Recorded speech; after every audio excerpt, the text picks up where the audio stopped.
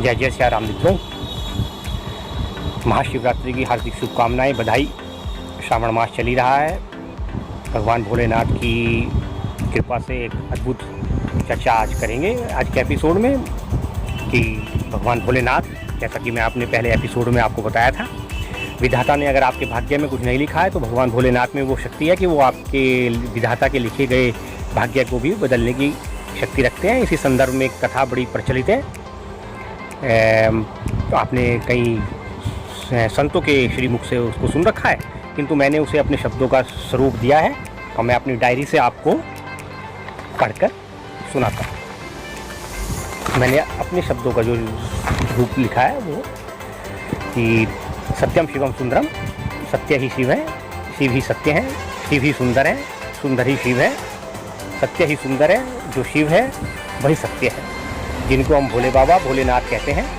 और भोले तो इतने हैं कि तपस्या से प्रसन्न होकर जब आशीर्वाद और वर प्रदान करते हैं तो परिणाम की सोचते भी नहीं हैं और केवल एव वस्तु ऐसा वो कह देते हैं।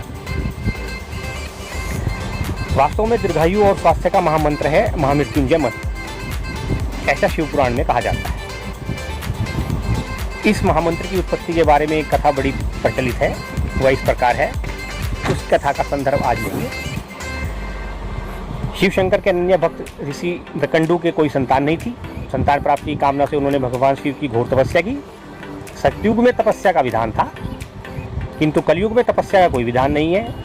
कलयुग केवल नाम आधारा, सुमिर सुमिर नर उतना ही पारा, ये कलयुग का अंतिम सत्य है।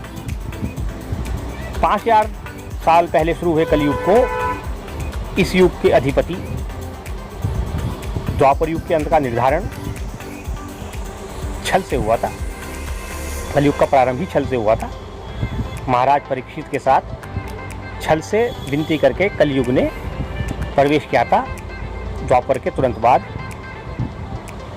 तो ऐसा मैंने इसमें जोड़ा है। हम कथा पर चर्चा करेंगे कि शिव शंकर के अनन्य भक्त ऋषि मृकंडू के कोई संतान नहीं थी। संतान प्राप्ति की कामना से उन्होंने भगवान शिव की घोर तपस्या की। तपस्या से प्रसन्न होकर भगवान शंकर ने, भगवान भोलेनाथ ने उनको इच्छानुसार उन्हें संतान रूप में पुत्र प्राप्ति का वरदान दे दिया।